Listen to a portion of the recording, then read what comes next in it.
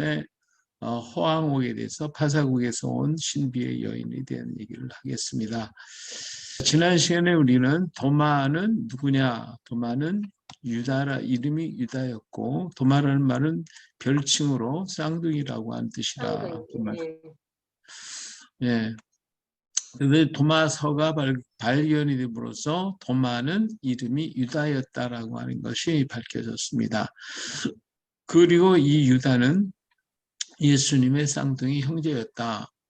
예수님의 형제들 네 아들 형제가 있는데 그 중에 셋째와 넷째가 쌍둥이다라고 하는 것을 말씀을 드렸죠. 그리고 오순절 사건 이후에 11 제자들이 마띠아를 이제 받아들여 가지고 12제자를 만들었어요. 그리고 난 다음에 우리는 무엇을 할 것이냐 하는 이제 토론을 하게 되죠.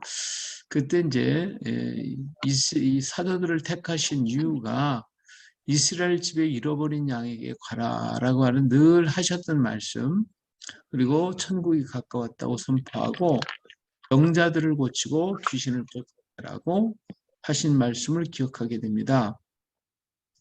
예수께서 대답하여 이르신 나는 이스라엘 집에 잃어버린 양 외에는 다른 데로 보내심을 받지 아니하였다. 이렇게 예수님께서 늘 말씀을 하셨거든요.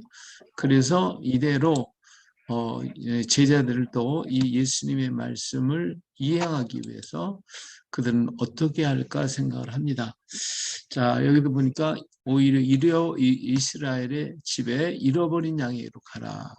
제자들은 예루살렘에서 예수님의 말씀을 이루기 위해 흩어진 백성들이 있는 지역을 적어가지고 그래서 제비 뽑기를 합니다. 그때 도마는 인도를 뽑게 되죠. 자, 인도를 가야 되는데 갈 길이 정말 아득했습니다.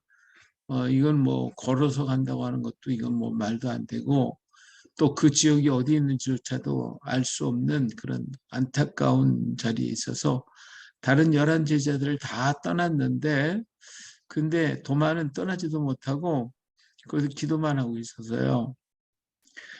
근데 누구를 만났냐면 인도에 있는 군다포로스의 왕이 자기 궁궐을 지키기 위해서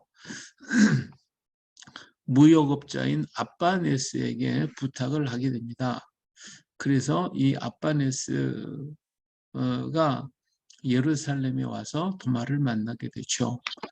도마가 목수일을 하고 있었기 때문에 이제 예수님의 가족이 전부 다 목수라고 그랬죠. 그래서 이 아빠네스를 따라서 인도로 향하게 됩니다. 여기 이제 여기 1849년에 발견된 군다포로스 왕의 동전이에요. 이 나라가 있었던 것이 확인되었죠. 그래서 도마는 아빠네스 상인과 함께 군다포로스로 가게 됩니다. 자, 이것이 이제 여기 예루살렘에서 북쪽으로 다메섹, 그리고 여기에 가면 안디옥, 그리고 지금 터키 땅인 에데사. 자, 여기에서 유브라데스 강을 타고 내려와서 지금 오만 땅인데를 도착해서 이 파키스탄의 인더스 강을 따라 올라가면 여기 히말라야 산맥이 쭉 뻗쳐 있죠. 이 히말라야 산맥을 동서로 흐르고 있는 것이 겐지스 강입니다. 이 겐지스 강을 타고 아빠네스와 함께 군다포로스 왕에게로 가서 거기서 궁궐 짓는 일을 마치고 그리고 그는 이 히말라야 산맥 속에 있는 그러한 이스라엘 사람들을 만나서 복음을 전하고 그러다가 미조람에까지 오게 되죠. 자, 이 미조람에서 그는 다시 배를 타고 이렇게 해서 말레이 반도를 지나서 그래서 여기에서 우리 이 일로 향하게 됩니다. 이 당시에 백길은 2가지 백길이 있었다고 그러는데 여기에서 이 베트남을 지나서 이렇게 중국 연안을 끼고 갈락하는 백길이 있고요. 또 하나는 여기서 이 필리핀 지역을 지나서 이렇게 대만 해역을 지나서 올라오는 백길이 있었다고 그럽니다. 그런데 주로 인도의 배들이 이쪽 필리핀 해역을 지나서 대만 해역을 지나서 우리나라에 도착했다고 그래요. 자, 우리나라에는 옛날부터 고대 이제 히브리어 이런 와당이 발견되기도 했어요. 예, 고구려 시대, 고전 시대, 예, 고조선 시대 평양 대동강 유역에서 발견된 것인데 이런 히브리어가 여기에 상형화되어 있는 이런 것들도 나타나고 있는 걸 보면 우리나라에 옛날부터 히브리인들이 왔었다라고 하는 것이 표가 되는 거죠. 자, 우리 한국 역사 속에 유대인들이 있었다. 예, 최종고 서울법대 명예교수가 미리한국 1711 2호로 목요일 날 17년 2027년 11월 2일 목요일 날 자 미래한국에 이렇게 얘기를 했고요. 중국의 카이퐁에는 유대인 회당과 집단이 거주했고 당나라와 교섭에 찾았던 이 신라에도 유대인들이 온 흔적이 있어요. 학계에서는 신라에 페르시아인, 아랍인들이 와서 살았다고 알려져 있는데 페르시안 유대인, 아라비안 유대인들도 있었다고 말할 수가 있습니다. 여기 이제 신라의 그 무덤에 가보면 이러한 망고석이 있고 여기에는 이렇게 아주 큰 신장을 가진 시신도 유골도 발견이 됐습니다. 영릉의 경주 원성 왕릉에 가면 이렇게 털이 이렇게 나 있는 우리나라 사람하고 다르죠 전혀 이런 형태의 그 덕이 있어요. 그것을 봐서 당시에 있다. 그리고 이 사자상인데 이 사자상도 역시 암사자, 숫사자가 여기에도 신라의 왕궁에도 있는 것을 보면 유대인들이 왔던 흔적들이 보여주고 있다. 그리고 가야에 나타난 이스라엘 흔적을 찾아보면 문자 있는 토판이 있죠. 그리고 가야 그릇에 글자들이 이렇게 여러 조각들이 이렇게 있는데 이런 글자들이 여기 새겨져 있는 것을 보면 전부 다 이것들이 히브리어인 것을 볼 수가 있습니다. 자, 그리고 울진 가보면 이 울진에 봉평비가 있고요. 냉수리에 여기 냉수리 신랍인데 이 울진 봉평비는 그 1989년 3월에 영일군 신광면 냉수일이에서 박갈던 이상훈 씨가 의해서 발견돼 냉수리 신라비가 현재 국보 264호로 지정했는데 요 아래 것입니다. 요 아래 거나 이 울진에 있는 봉평비에는 뭐가 새겨져 있냐면 소를 잡아서 제사를 지냈다라고 하는 기록이 남겨 있어요. 그래서 우리나라에 소를 잡아서 제사를 지냈다. 이건 정말 놀라운 일이 아닐 수가 없습니다. 그래서 청도에 우곡리가 있어가지고 거기에 소를 많이 키워서 오늘날 거기에 소싸움이 유명하게 된 것도 이런 이유에서 하늘의 제사를 드릴 때 소를 잡아 드렸기 때문에 이러한 지역도 있다라고 하는 것을 알 수가 있습니다. 자, 우리 도마의 발자취를 한번 따라가 볼까요? 남해에 보면 대국산성이라고 하는 이게 산성입니다. 예, 대국산성인데 이 대국산성의 모양이요. 이것이 이런 식인데 이렇게 생겼어요. 대국산성이 전체가. 근데 놀라운 것은요. 요 모양이 예루살렘 옛날 예수님 당시에 그 예루살렘의 모양하고 거의 비슷해요. 이 성묘 모양이 생긴 것이 그래서 좀 비슷한 그런 모습을 띠고 있어요. 그리고 성벽도 역시 예루살렘 그 성벽처럼 만들어져 있는데 자 봤어요. 이렇게 전부 다 이렇게 직각으로 되어 있어요. 지금도 예루살렘 통곡의 벽에 가보면 이런 식으로 쌓여있죠. 전부 다. 이런 걸 보면 무엇인가 이게 좀 일반 학자들이 이건 뭐 그냥 이건 산성이라고 얘기를 하는데 일반 산성하고는 전혀 다른 그런 형태의 산성을 만들었어요. 이 성이라고 하면 여기에 펀펀해요. 여기 수비할 수 있는 이만큼 높아져야 돼. 이만큼 높게 쌓아야 되는데 높게 쌓지 않고 그냥 이 땅하고 편편해요. 만일 이게 성이라면 적군이 활을 쏘면 다 맞을 수밖에 없죠. 근데 이게 그렇지 않고 그냥 펑펑해가지고 방어 시설이 전혀 없는 이런 성이고 이 성이 이렇게 수직으로 되어 있는 그런 성벽을 쌓았어요. 그래서 이것은 여기 이쪽으로 이제 여기가 이제 남문이라고 문이 하나 있는데 여기 전부 다 이렇게 뭐 방어 시설이 없는 그러한 산성임을 볼 수 있고요. 여기에 우물이 있어요. 근데 이 우물이 이게 도마의 우물인데 이건 뭐 우리나라의 학자들은 연지다 이렇게 얘기를 하거든요. 연지라고 얘기를 하는데 연못이 아니에요. 이거는 연못, 뭐 연못이 있는 연못 아니거든요. 이 우물인데 어떤 우물이냐? 이 들어가서 물을 풀 수 있도록 만들어진 이스라엘식 우물임을 볼 수가 있습니다. 이 야곱의 우물인데 이 야곱의 물이 이렇게 들어가서 붙게 돼 있거든요. 근데 이 우물도 역시 마찬가지로 사실 그렇게 들어가서 풀 수 있도록 만들어진 우물이라 이 다윗의 우물이라고 볼 수 있고요. 여기에 지금 여기는 테를 이렇게 만들어 놓은 것인데 이거 보호하기 위해서 만든 거고요. 여기는 12개의 돌이 있어요. 12개의 돌이. 12돌이 이렇게 놓여 있고 여기가 12돌을 놓고 엘리야가 갈멜산상에서 기도했던 것과 같이 요 아래는 우물이 있고 여기에는 12돌이 나란히 이렇게 있는데 물론 이것이 건물터라고 얘기는 해요.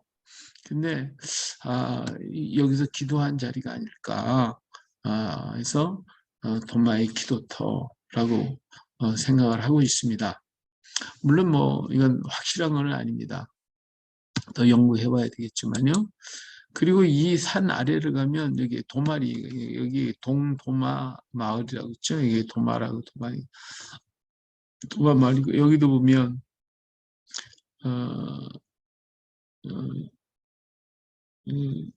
이 도마 교차로라고 있지. 도마 교차로. 여기가 도마 마을이에요. 이게 도마 마을. 여기 도마 초등학교가 이 안에도 있고요. 네, 도마 어린이, 도마 초등학교입니다. 그렇죠? 도마 초등학교. 도마 말이 여기 있어요. 이게 참 도마 말이 있다는 것도 아주 신기한 거죠. 자, 그 다음에 우리는 그 가야인이 누구인가? 여기서 가야는 사만이 있었죠. 마한, 진한, 변한 있다고 그랬어요. 그리고 여기에서 유물로 우리는 여러 가지를 우리는 살펴봤습니다. 그런데 몇 가지 여기서 더 볼 수 있는 게 뭐냐면 이번에 이제 지산동에서 이 고분에서 이 방울이 발견됐어요. 이 방울이 발견됐는데 이 방울을 보니까 이거 이스라엘에 있는 방울과 똑같네.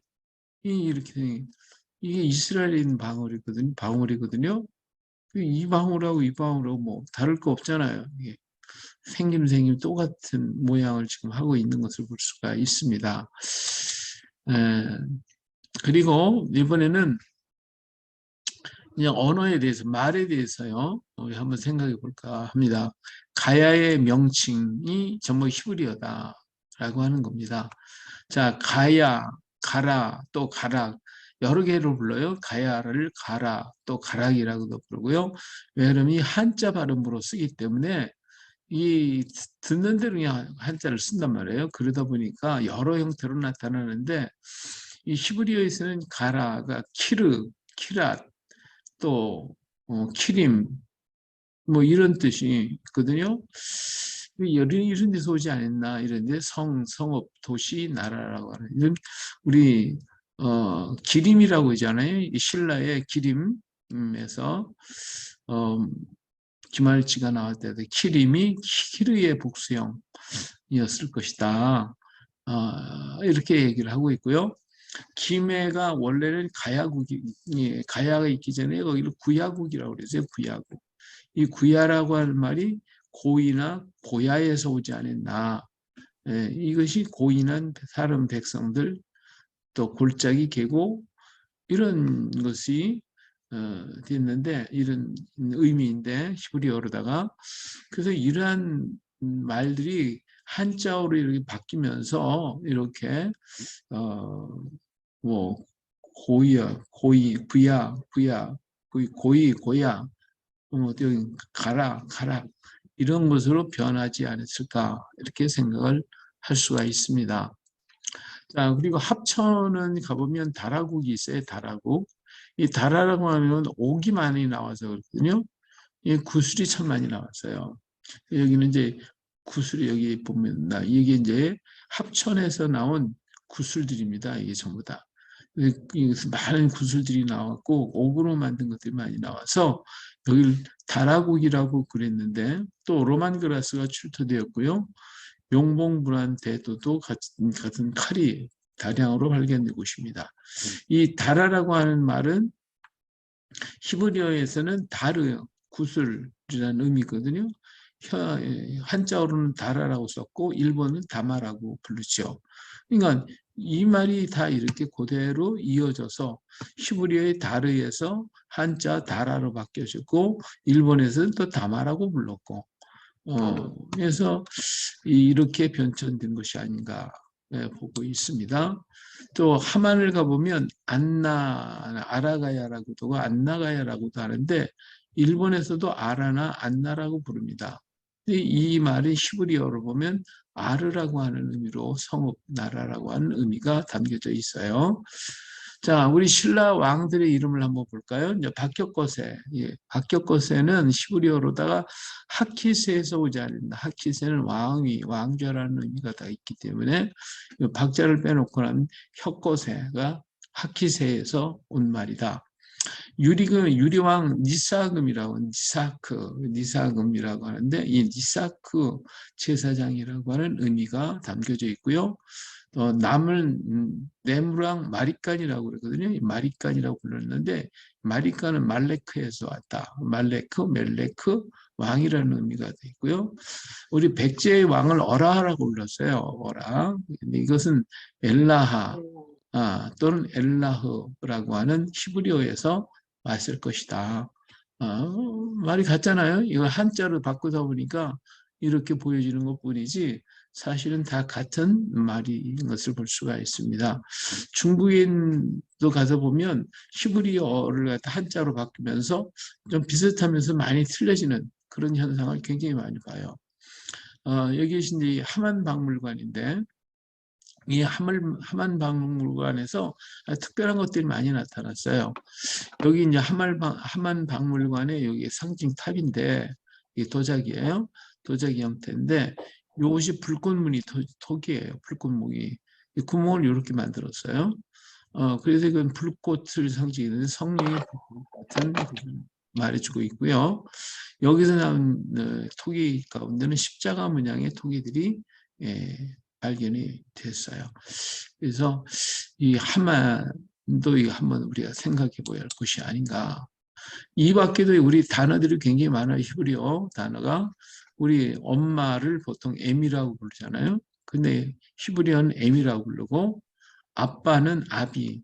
근데 히브리어는 아브라고 부르죠. 그리고 또 아비라고도 불러요. 아비아달, 아비가엘.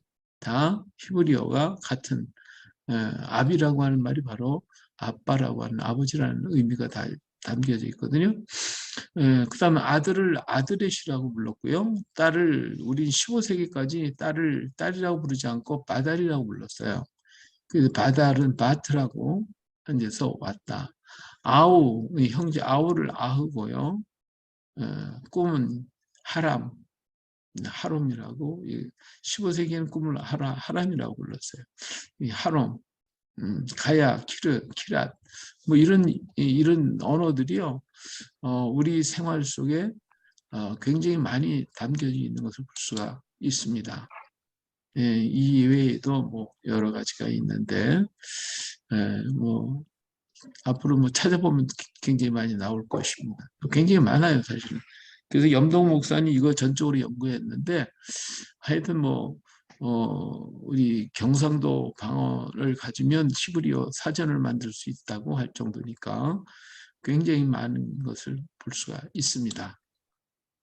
자, 그 다음에 생활 습관을 한번 보겠어요. 생활 습관을 보면 절기가 추석이 우리 8월 15일인데 이스라엘은 초막절이 7월 15일이에요. 7월 15일. 근데 같은 날입니다, 이 날이. 그래서 추석 그 사람들은 초막절 그 절기를 지키는데 그들을 우리도 음력을 세웠고 이들도 음력으로 명절을 지켜요. 그 달맞이에 햇불놀이 명절 대이 명절은 전부 다 이동하고요. 이제 이 강강술래를 하고 있죠. 우리 여기 강강술래 하는 장면인데 이스라엘 사람들이 강강술래 해요. 이렇게 둥글게 다니면서 이런 춤을 굉장히 많이 춰요. 군인들도 모였다면 이렇게 모여가지고 이렇게 어깨에 동무하고 둥글게 이렇게 강강술래 하고 있는 모습을 볼 때 이 모습이나 이 모습은 뭐 다를 게 없잖아요. 똑같잖아요.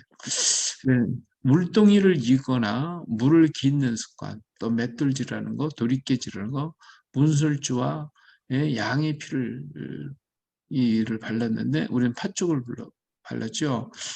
요번에 이제 우리 김용욱 선교사님 가서 봤지만은 우리 고궁이라든지 왕궁이라든지 이런 데 가다 보면 홍살문이라고 있어요. 홍살문. 아, 빨간 예, 예. 그 맞아요. 홍살문이 여기 양의 피를 바르고 있는 그런 피의 모습이거든요.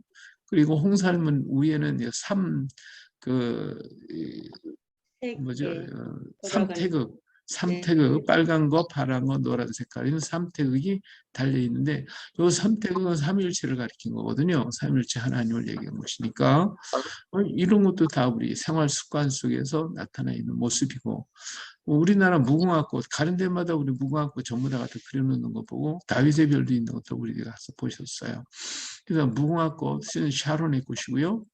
인사는 우리는 안녕이라고 하는데 이거 샬롬이라고 그러는데 이런 인사법은 세계에서 우리나라하고 밖에 없어요. 같은 안녕을 구하는 또 사람이 죽으면 베옷을 입고요. 대나무를 잡고 곡을 하는데 우리나라 똑같잖아요. 곡하는 사람 불러다가 옛날에 곡을 하게 만들었어요. 근데 이스라엘 사람도 곡하는 사람 불러다가 곡을 하게 만들었어요. 또 기도할 때 나무를 해서 큰 나무 밑에서 하거나 돌로 제단을 쌓고 거기에서 제단을 드리는 그러한 형태 이런 것도 전부 다 이스라엘과 우리의 생활 습관이 전부 다 같다. 이외에도 이것만 전적으로 또 연구하신 목사님 계시거든요. 이 목사님이 이거 우리나라에도 뭐 한 지금 정리해 놓은 것만 해도 한 300개 정도 되고 생활 양식, 궁중 생활 양식, 일반 생활 양식에서 근 천여 개가 만들어져 있는 걸 보면 뭐 이제 우리는 가야 옛날에 레위기, 신명기 법전을 가지고 생활 속에서 살아왔다 이렇게 말할 수가 있어요. 자, 우리는 여기에서 이 가야의 글자들을 이렇게 만나게 되는데 이 물자들이 실로암 비문 속에 나타내는 고대 히브리어 글자하고 일맥상통한 점들을 많이 만날 수가 있습니다. 같은 글자가 굉장히 많아요. 그래서 이런 글자들을 쭉 비교를 한 거예요. 기원전 15세기에 나타났던 글자들 그리고 기원전 10세기에서 기원전 5세기까지 나타난 글자의 형태들 그리고 가야에 나타난 글자의 형태들 비교해 볼 때에 뭐 이게 다 비슷하구나 하는 것을 알 수 있어서 히브리어를 그 당시에는 글자를 안다는 것은요 최고의 지위가 있는 사람 그런 사람한테만 이 글자가 배워졌기 때문에 이스라엘 사람들이 여기에 건너온 이스라엘이 그만큼 실력 있는 사람이 과연 얼마나 될까라고 하는 게 글자를 아는 사람이 그래서 그다른 글자를 보았기 때문에 몇 자는 이렇게 쓸 수 있지만 다 완벽하게 쓸 수 있는 사람은 뭐 거의 없지 않았을까 뭐 그런 생각도 해보고요. 있다 할지라도 세월이 흐르다 보니까 이 글자가 사라지지 않았나 생각이 됩니다. 자, 여기 보니까 이건 동네 복천 박물관에 전시되어 있는 그릇들인데 여기도 이런 글자들이 이렇게 새겨져 있는 것을 볼 수가 있습니다. 예, 그 다음에 종교학자 클라크는 석굴암의 12나한상의 하나는 유대인의 코를 가졌다고 지적을 했고요. 한국의 불교 전례사에도 상당수 인도 유대인, 즉 검은 유대인 혹은 부슈라고 불리는 불교 유대인이 신라와 백제에 왔을 것으로 보인다라고 해서, 예를 들어서 마르난타나 무코자 같은 사람이 흑인이 아니었을까, 그러면서도 유대인 계열이었을 것이라고 보고 있습니다. 또 고려시대에도 쌍화점이니 회회아비니 하는 서역 사람들이 왕래가 활발했다는 기록들이 있습니다. 자, 그러므로 가야에는 누구인가? 이스라엘과 유대인의 것과 너무나 가야 사람들이 닮아 있는 모습들을 여러 모양에서 바라볼 수가 있습니다. 자, 예, 뭐요? 예, 그런가 하면 이제 김수로에 대해서도 우리가 한번 생각해 보겠어요. 김수로 왕은 흑해에 있는 스키타이 출신입니다. 이 스키타이 출신인 것을 알 수 있는 것은 그들이 기마민족이고 금세공술이 뛰어났다라고 하는 거예요. 그래서 골로새 3장 11절에 보면 수구디아인이 나오는데 이 수구인들이 바로 스키타이의 사람들이에요. 이걸 볼 때 이 수구디안 사람들이 이스라엘 사람들이었고 이들과 함께 같이 있는 걸 보면 이 사람들이 바로 스키타이 사람들이 이스라엘 계통의 사람들이다라고 볼 수가 있겠습니다. 자, 그래서 이 사람들이 가지고 있는 그 동복이 있는데 이건 기마민족이 아주 특별한 거예요. 이건 중국 쪽에 있는 오로도스 동복, 이건 우리 김해에 있는 동복. 김해 동복이 제일 예뻐요. 잘 만들었어요. 김해 사람 손씨가 참 좋아요. 노인올라궁 동복이라고 하는 이 기마민족이 가지고 다녔던 여러 동복들을 이렇게 볼 수 있는데, 이런 것을 보면 스키타이 사람들인 것이 분명하다 하는 걸 알 수가 있습니다. 자, 그리고 김수로 왕은요, 자기가 늘 한 얘기가 있어요. 자신은 태어나서 더 신성했다. 그러니까 신성하다, 성스럽다라고 하는 말은 거듭났다, 성령화된 사람이다 하는 의미가 있어요. 그는 구주봉에서 세례를 받았을 때 성령의 충만함을 받게 돼요. 그래서 새로 어린아이처럼 태어난 모습을 있는데 삼국유사에서는 아기, 그 말에서 태어난 아기다 이렇게 얘기를 하고 있죠. 이것은 바로 거듭난 것을 표현한 증거이기도 합니다. 그리고 또 내가 성스럽다라고 한 말은 선민이다, 나는 이스라엘 사람이다 라고 하는 의미가 또 담겨져 있습니다. 그래서 그는 아무에게나 뭐 결혼하는 건 허락질 안 했습니다. 이 김수로 왕은 6년 동안을 총각으로 있으면서 결혼하지 않습니다. 밑에 있는 신하들이 결혼을 자꾸 주장하지만 그는 결혼하지 않고 견디다가 나중에 도마가 중매를 해주죠. 바로 도마가 허황호를 중매를 하게 됩니다. 그래서 이렇게 그때까지 결혼하지 않고 나는 성스럽고 거룩하기 때문에, 신령하기 때문에 아무하고도 결혼할 수가 없고 정해준 사람하고만 결혼할 수가 있다, 이렇게 얘기를 하고 있습니다. 우리 최치원이 쓴 성리 정전안에나 일본 서기에 보면 가야산신 정견모주와 천신 아비가지 사이에서 뇌질주일과 뇌질청이가 나왔다고 그러죠. 뇌질주일은 이진아시 왕이 되었고 뇌질청이는 김수로 왕이 됩니다. 천신 아비가지라는 말은 아비가지라는 말은 히브리어의 아비케셈. 이 케셈은 제사장이라는 얘기거든요. 아비가지가 아바케셈에서 왔다, 이렇게 볼 수 있고요. 아비는 여기 아비가지라고 그랬으니까 아비는 아버지는 제사장이다. 아비가지라는 말은 아비케셈인데 아버지는 제사장이다, 그런 의미가 되죠. 성경에 아비멜렉이 나오죠. 멜렉이 멜레크에서 나왔으니까 아버지는 왕이시다 하는 말과 똑같은 의미가 담겨져 있으니까 여기서 아비가지는 바로 유대인인 것을 볼 수가 있습니다. 또 뇌질청의 뇌질주일 그랬는데, 이 뇌질이라고 하는 말은 히브리어 니사크, 또 나시, 니사금, 니질금, 뭐 이런 의미에서 나시크, 이사크, 느시캄 뭐 이런 의미에서 온 것이 아닐까. 이 뇌질이라고 하는 말은 거기서 온 말인 것 같고요.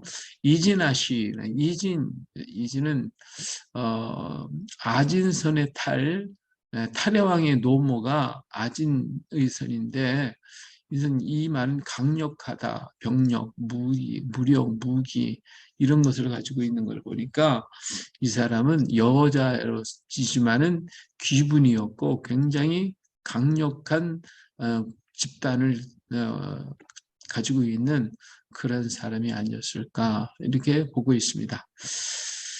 자, 이번엔 이제 허황옥의 얘기를 해보죠. 이제 허황옥은 우리가 허황후라고 하는데 왕이 부인이 됐기 때문에 황후라고 얘기를 합니다.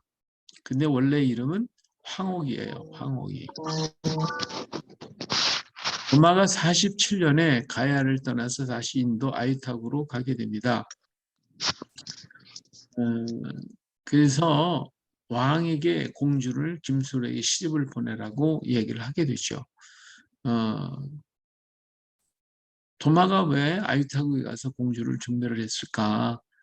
바로 이 공주가 이 아유타국이 사람들이 유대인이었기 때문에 그랬을 것이다 라고 보는 거예요. 왜냐하면 이 아유타국에 허씨들이 살았거든요. 이 허씨가 누구냐면 허씨가 영어나 한자어로서는 허라고 하는 것은 우리 영화에 베너라고 하는 영화 있잖아요. 이 베너가 베는 아들이란 뜻, 자손이라는 의미가 있고요. 허씨라고 하는 것은 훌의 뜻이에요. 훌이라는 뜻이에요. 허는 훌의 영어식 발음이에요. 그래서 베너는 훌의 후손들의 이야기가 되어질 것입니다. 자, 우리 훌에 대해서는 잘 알잖아요. 그렇죠? 훌은 미리암의 남편이고 모세의 손을 아론과 함께 잡아준 사람이 바로 훌입니다. 예, 여기 이제 아론과 훌이 모세의 팔을 잡아주고 있는데 유대 역사가 요세푸스에 의하면 훌은 모세의 누이 미리암의 남편이라고 얘기하고 있어요. 그래서 이 훌은 빛남, 고기, 존귀에 하다는 의미를 가지고 있죠. 자, 이 훌에 대한 얘기를 해볼게요. 자, 모세가 시내산에 오르기 전에 장로들에게 이르되 너희는 여기서 우리와 너희에게로 돌아오기까지 기다리라. 그래서 아론과 훌이 너희와 함께하리니 무릇 일이 있는 자는 그들에게 나아갈지니라. 이렇게 얘기하는 말씀을 봐요. 다시 말하면 모세가 시내산에 오르기 전에 아론과 훌을 불러서 돌아오기까지 백성들을 다스릴 것을 부탁하게 됩니다. 그래서 아론과 훌이 모세가 없는 사이에 백성을 돌보게 되죠. 그래서 장로들에게 이제 그렇게 부탁을 하고 떠나게 됩니다. 산에 올라갔어요. 올라가서 40일이 지났죠. 출애굽기 32장 이하에 보니까 모세가 여호와께로 다시 나아가 어찌하여 여짜오되 슬프도소이다. 이 백성이 자기를 위하여 금실을 만들어 싸우니 큰 죄를 범하였나이다. 그러나 이제 그들의 죄를 사하시옵소서. 그렇지 아니하시오면 원하건대 주께서 기록하신 책에서 내 이름을 지워버려 주옵소서. 여호와께서 모세에게 이르시되 누구든지 내게 범죄하면 내가 내 책에서 그를 지워버리리라. 예. 자, 여기에서 우리는 모세가 금송아지 사건으로 하나님께로부터 받았던 돌판 10계명을 가지고 내려오잖아요. 내려와가지고 보니까 이 사람들이 금송아지 만들었고 경비고 난리가 나니까 이 돌판을 깨뜨려 버리고 말아요. 하나님 앞에 큰 죄를 범했죠. 자기도 죄를 범했지만 이 백성들이 이 증인이 됐어요. 왜 이 돌판을 깼겠어요? 왜 깼다고 생각하세요?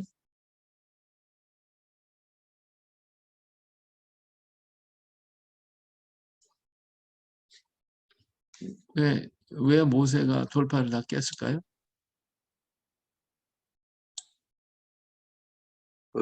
그들이 어차피 돌판에 있는 내용을 범하고 있었으니까. 예. 그래서 그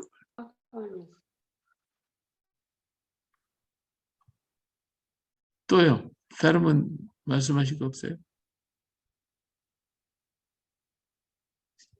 우리 송보성 권사님 어떻게 생각하세요? 그 마이크 켜야 돼요. 마이크 껐어. 모세가 네. 좀 성질을 낸 것 같은데요. 성질은 예, 해가지고. 모세도 승리를 냈어요. 죄를 범했어요. 예. 만일에 지금 이렇게 우상을 숭배하고 있는 그들 앞에 하나님이 율법을 줬잖아요. 율법의 계명이 뭐예요? 내 앞에 다른 신 두지 말고 만들지 말고 경배하지 말라고 그러잖아요. 네, 근데 맞아요. 이걸 선포를 하면 백성들이 그 법이 적용이 돼 버려요. 네, 그럼 백성들은 다 죽어요. 법을 죽어요. 어겼으니까. 그러니까 법을 선포하지 않아야 그들이 살아요. 안 되니, 네, 살아요. 그렇죠? 예, 그러니까 네. 깨버리는 거예요. 선포하면 안 돼요. 그래가지고 하나님 거 깼으니까 어떡합니까? 그러니까 대신 하나님 앞에 없대요. 나 죽여 주시옵소서. 그러고 있는 거지. 나 데려가세요. 내 생명을 위해서 지워 주십시오. 이렇게 하나님께서 모세가 백성들을 사랑해서 백성들이 죽을 것을 피하게 만들었던 것이 그 사건입니다. 자, 이렇게 하니까 하나님께서 여기 내 이름을 지워주십시오 그랬더니 내가 누구든지 내게 범죄하면 내가 내 책에서 그를 지워버릴 것이지 너를 지우지는 않겠다. 하나님께서 모세한테 그렇게 말씀하셨어요. 자, 그런데 여기서 이제 또 문제가 뭐냐면 여하튼 이런 문제를 만들어 놨으니까 신명기 9장 18절이 뭔가 그리고 내가 전과 같이 40주 40야를 여호와 앞에 엎드려 떡도 먹지 아니하고 물도 마시지 아니하였으니 이는 너희가 여호와의 목전에 악을 행하여 그를 경노하게 하여 크게 지혜를 지었습니다. 이게 사실 금식기도 하고 내려왔는데 또 한 거예요. 또 여호와께서 심히 분노하셔서 너희를 멸하려 했으므로 내가 두려워하였노라. 그러나 여호와께서 그때에도 내 말을 들으셨고 여호와께서 또 아론에게 진노하사 그를 멸하려 하셨으므로 내가 그때에도 아론을 위하여 기도하고 너희의 죄 곧 너희가 만든 송아지를 가져다 불살라 짓고 티끌같이 가르게 갈아 그 가루를 산에서 흘러내린 시내에 뿌렸느니라. 그렇죠? 아론을 하나님 죽이려고 그랬어요. 예, 아론을 죽이려고 그랬어요. 그랬더니 이 모세가 다시 한번 하나님 앞에 40주야를 기도하면서 하나님 앞에 부르짖었더니 하나님께서 아론을 죽이는 것을 아론을 위해서 기도했을 때 하나님 들어주셨어요. 그래서 아론이 죽지를 않아요. 아론은 하나님께로부터 그 제사장의 직분을 맡길 사람이었고 그렇기 때문에 이 아론이 죽으면 안 되잖아요. 하나님 앞에 매달 기도했는데 하나님은 들어주셨어요. 근데 문제는 뭐냐면 그래도 이 책임질 사람이 필요하잖아요. 누가 잘못했으니까 누구는 책임을 져야 되니까. 그래서 이 책임을 누가 졌냐고 훌이 다 졌어요. 훌이 이 책임을 다 짊어지고 그리고 떠나요. 이 신의 사건 이후 훌은 성소에서 사라지게 됩니다. 훌은 이스라엘이 외국에서 돌다가 중국과 인도에 정착하게 되고 이들은 아이타국에서 녹차와 약초를 수출하는 그러한 역할을 하게 되는 것이 이 훌의 모습들입니다. 자, 여기 이제 차밭에서 이게 이 차를 이게 재배하고 있는데 중국의 보주에 가보면 이러한 차밭이 있습니다. 자, 도마의 행적을 보면 41년에 한반도에 도착해서 청도 이서국에서 복음을 전파한 후에 42년에 김수로에게 세례를 주고 가야국을 세우게 됩니다. 그리고 47년에 북인도 아이타국으로 가서 공주를 중매해서 48년에 이 아이타국에서 공주가 김해로 오게 되죠. 그리고 48년에 그 마리아가 죽습니다. 그래서 이 소식을 듣고 도마는 50년의 예루살렘 회의에 참석하게 됩니다. 그리고 거기에서 52년에 다시 도마는 인도 남부 첸나이로 가서 72년에 첸나이에서 순교를 당하게 되죠. 이렇게 도마가 이렇게 순교를 하게 됩니다. 허황옥에 대해서 말씀을 드립니다. 김해에 온 것이 도마 47년에 김해를 떠나서 저기 도마는 아유탁으로 가게 되죠. 그래서 중매를 합니다. 근데 허황우는 약초의학의 대가였고 녹차를 가지고 왔습니다. 그래서 이 당시에 이제 가서 도마가 김수로에게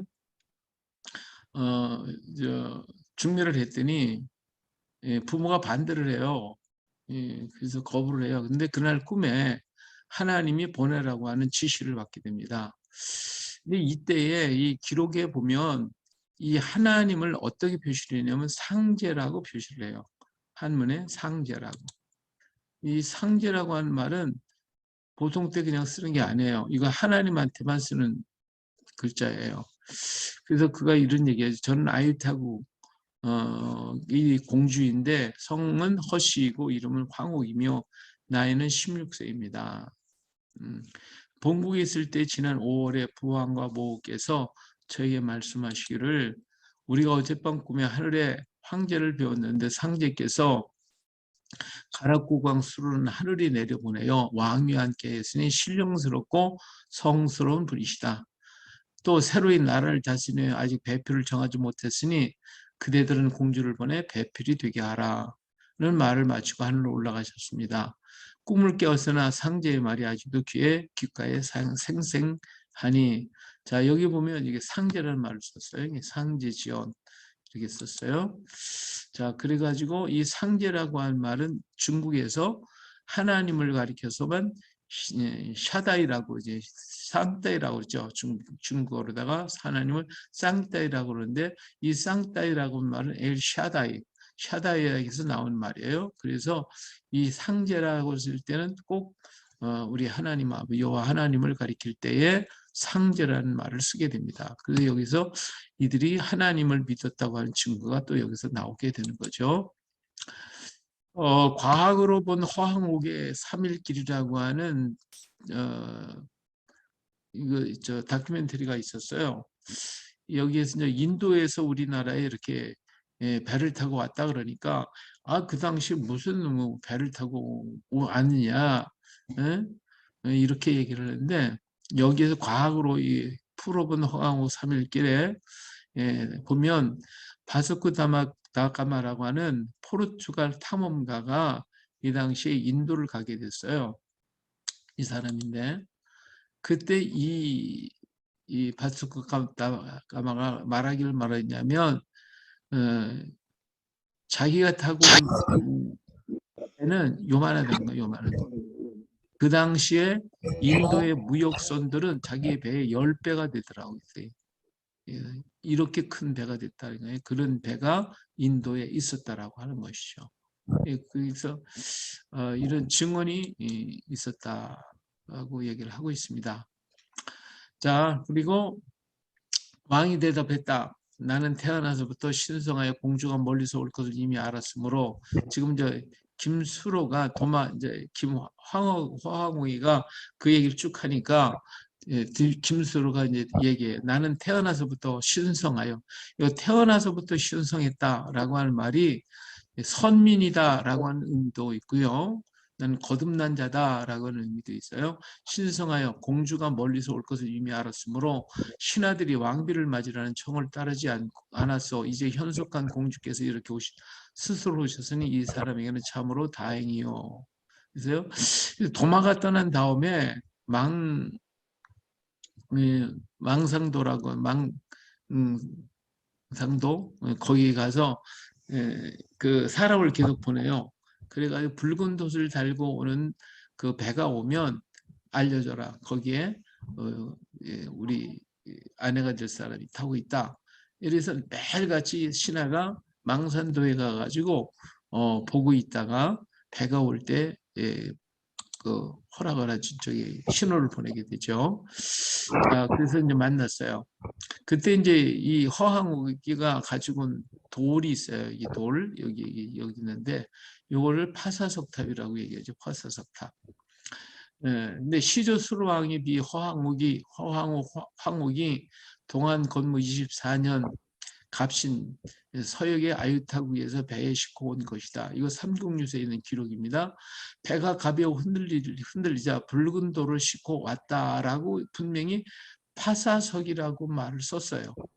근데 이 파사석을 바꿔서 탑자를 하나 넣음으로써 파사석 탑이라는 말을 쓰게 됐고, 그래가지고 이련이가 이렇게 바꾼 거예요. 탑이 석자만 있는데 탑이라고 이름을 붙여놨어요. 그리고 불교고를 만들어 이게 불교것이다 이렇게 됐어요.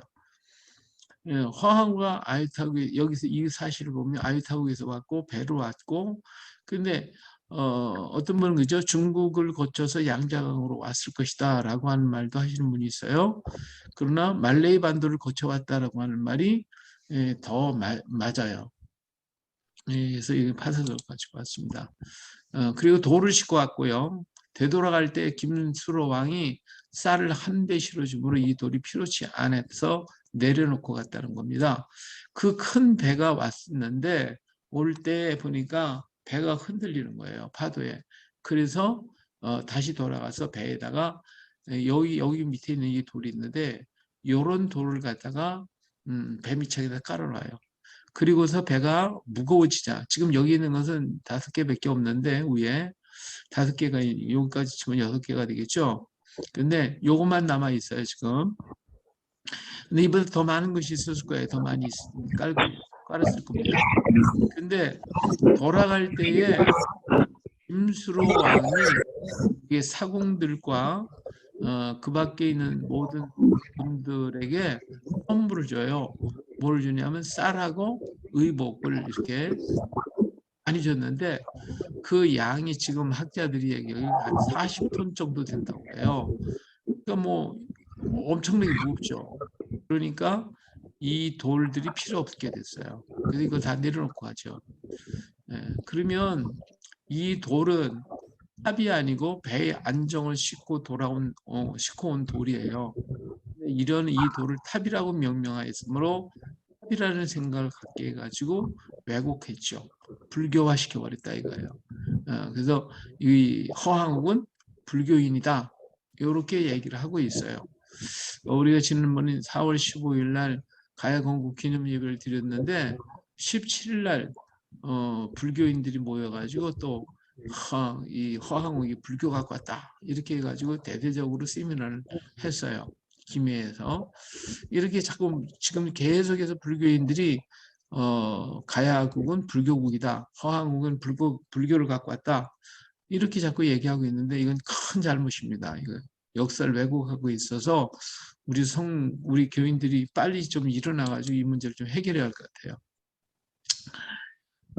분명히 삼국유사에 이런 말이 있어요. 해동에는 아직 절을 세우고 불교를 믿는 일이 없었으니 이는 대개 불교가 전해오지 않았기 때문에 이 지방 사람들이 믿지 않았던 것이다. 제8대 질정 2년 임진 452년이에요. 처음으로 그곳에 절을 세우고 또 왕후사를 세워 지금에 이르기까지 복을 빌고 있다라고 얘기를 하고 있습니다. 그러면 452년 이전에 절도 없었고 믿는 사람도 없었다라고 수로 왕이 이런 얘기를 했어요. 삼국유사에서. 이 이야기를 했는데 분명히 했는데 허황욱이 48년에 왔잖아요. 48년에 왔는데 그때에 불교 갖고 왔다. 그러면 여기 이런 얘기 썼겠어요? 분명히 그때 불교를 갖고 왔다 이렇게 얘기하는데 여기 분명히 있잖아요. 불교 믿는 일이 없었고 전해오지도 않았다. 그래서 527년에 신라에 불교가 들어왔거든요. 그러니까 이건 맞지는 않는 거예요. 그리고 이 왕후사가 452년에 세웠다 그랬는데 실상은 527년에 불교가 시작이 돼요. 452년에 불교가 여기 절이 세워졌다? 이것도 틀린 얘기예요. 이것도 왜곡한 거예요. 이 왕후사에 대한 얘기는 이거 가지고 일반 학자들하고 제가 싸웠어요. 이게 무슨 절이냐고. 이건 교회다 내가 그랬어요. 그랬더니 학자들이 아무 말 못했어요. 이거는 절이 아니에요. 교회예요. 그래서 이 경상도 땅에 보면은 400년대에 지어진 절들이 여러 개가 있어요. 또 가야 시대에 있던 절 30개가 없어졌는데 그 30개의 절을 복원하겠다고 지금 그러고 있는데 그들이 다 그러면 왜 없어졌냐? 물론 불이 타서 없어졌거나 전란에 없어질 수도 있었지만 그때 없어진 절은 절이 아니라 교회였을 가능성이 많습니다. 여기에 대해서는 제가 아주 강력하게 얘기를 했고 사실 이 부분을 가지고 김해 에서 가야국을 복원하려고 그럴 때 동국대하고 MO 체계를 해가지고 그래서 김해를 불교 가야국을 불교국으로 다 만들어서 그렇게 하려고 모든 준비를 다 해놨는데 이거 가지고 싸워서 그거를 못하게 막았어요. 그래서 그 사람들이 말할 수가 없어요. 분명히 이른이가 얘기를 했으니까. 그리고 이 파사석탑이 탑이라면 화왕과 불교를 가지고 왔다고 명확히 기록했을 것이나 이르는 절도 없고 믿는 자도 없다고 분명히 얘기를 하고 있어요. 그 이도를 파사석탑이라고 했는데 이 파사라고 하는 말 자체가 이 기독교라는 뜻이에요. 이 성경에 메대와 바사가 나오잖아요. 이 바사 이게 바로 그건데 중국에서는 파사를 이렇게 써요. 이게 파사라고 써요. 근데 우리나라에 쓰는 파사라는 글자는 이렇게 씁니다. 여기 여자의 여자가 밑에 들어있어요. 이게 여자가 가져왔다는 뜻이야. 이 파사석이라고 하는 것은 여자가 가져왔다는 누가 화황후가 가져왔다는 거였거든요. 근데 파사라는 말은 페르시아라는 뜻이에요.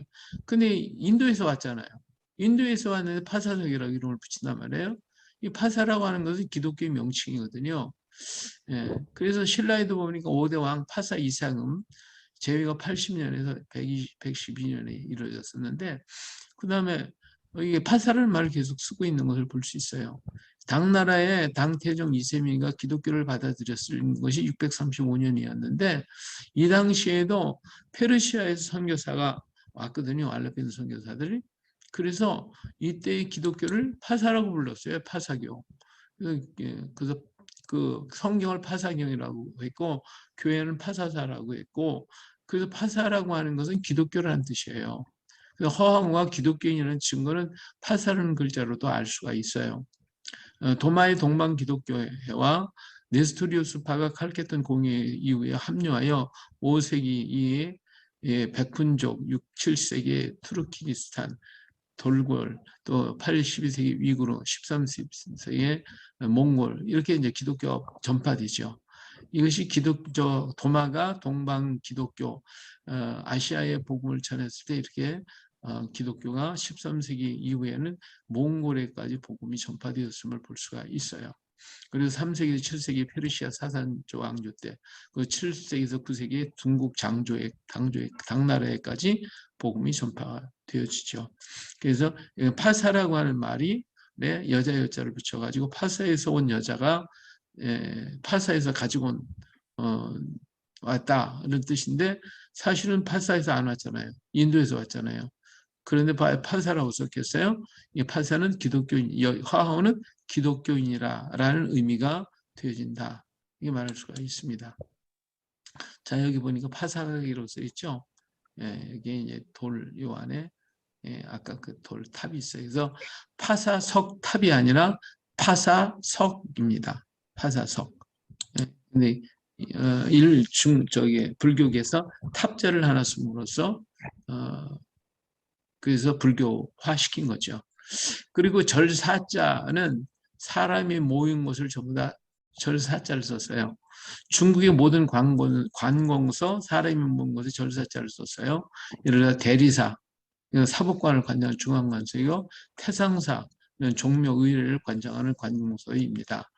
그래서 십자사, 대진사 이런 말들이 나와요. 그래서 처음에 경교비가 발견되기 전에 아니 왜 거기에 십자사가 있고 대진사가 있다고 하는 이 문구들을 보고 아니 왜 이 불교에서 십자사가 나오고 대진사가 나오는지 이걸 몰랐어요. 근데 나중에 경규비가 발견이 되고 나니까 거기에 기록되어 있거든요.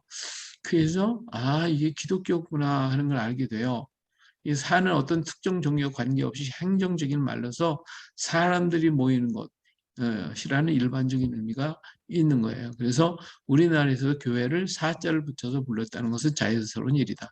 우리나라에서도 파사라든지 무슨 사 그러면 전부 다 아까 왕유사 사가 전부 다 기독교에도 역시 마찬가지 똑같이 그렇게 이름을 붙였다 말할 수가 있어요. 자, 그러면 이제 아까 이제 왕우사에 대한 얘기를 했는데 이 왕우사의 비밀이 있어요. 제8대 질정 2년에 처음으로 그것을 절을 세우고 이 절을 왕우사를 세웠다 그랬지. 절이 이제 왕우사가 절이라고 지금 이련이가 지금 이야기하고 있는 겁니다. 지금까지 이렇게까지 복을 빌고 있어요. 그러니까 이련이가 있었을 때에 1260년인가요? 되죠? 그때 끝이 이제 이 왕우사가 그 전까지 이제 복을 빌고 있었어요. 그런데 이 절이 생긴 지 500년 후에 이게 지금 누구야? 이련이가 있었을 때는 왕우사가 없었어요. 그런데 이 452년에 세워가지고 계속 복을 빌고 있었어요. 근데 이 절이 생긴 지 500년 후에 500년인가 900년, 952년 되겠죠.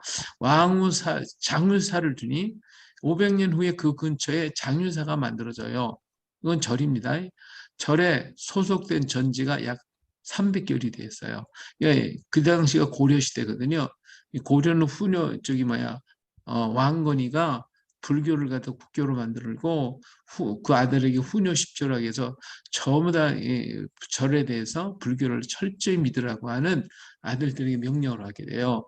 그래서 불교가 고려에 아주 굉장히 성하게 되고 숭상을 많이 하게 되는데 이때 큰 절을 하나 세웠어요. 이게 장유사예요.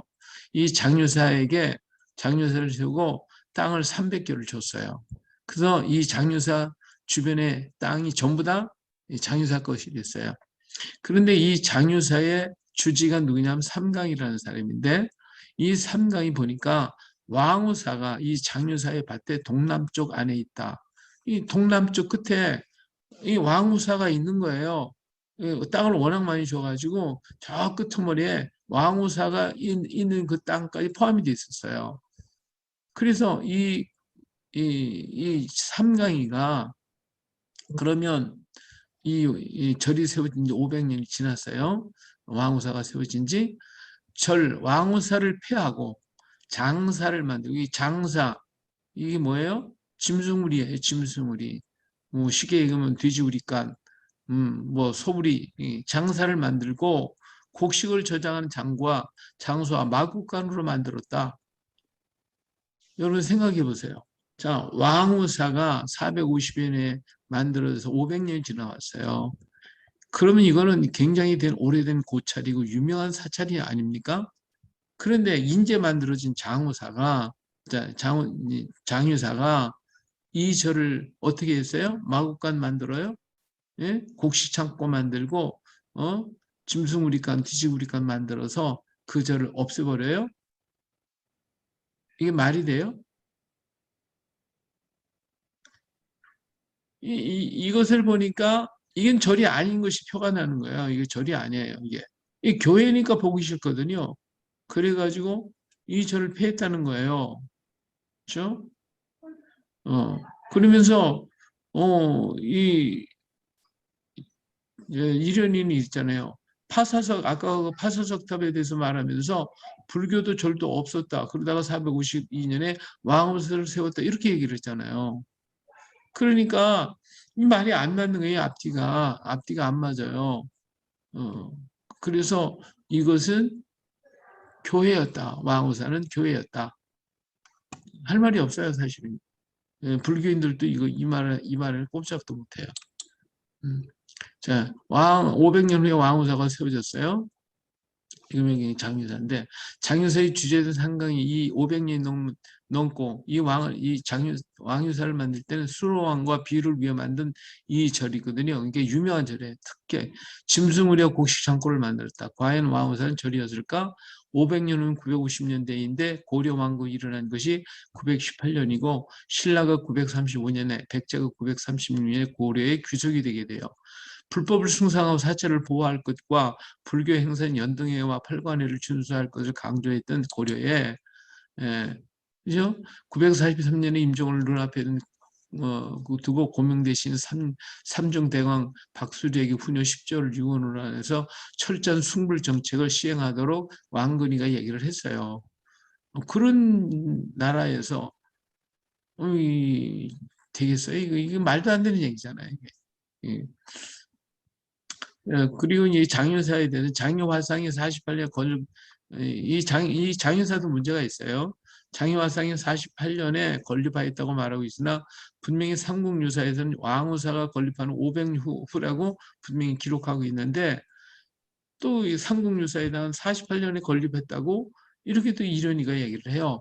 이게 거짓말이잖아요. 거짓말이잖아요. 한쪽에서는 왕후사가 건립하는 500년 후에 건립했다고 하고 또 한쪽에서는 48년에 건축했다고 그러고 안 맞죠. 장유사는 이르의 말대로 950년 후예요. 장유라는 말은 장유화상을 일컫는 말로 불교계에서 장유화상은 허황옥의 오빠나 동생이라고 하는데 문제는 장유화상이 만들었거나 장유화상을 기념하기 위한 것이라면 왕유사가 어떤 것인지를 잘 알 것이잖아요. 그렇죠? 왕유사 근데 왕유사는 김수랑 허황옥이 만나서 결혼한 것이라고 자기네들이 얘기를 해요. 그렇다면 왕유사를 더욱 보존하고 갖고 써야 할 장유사에서 왕유사를 자신의 사찰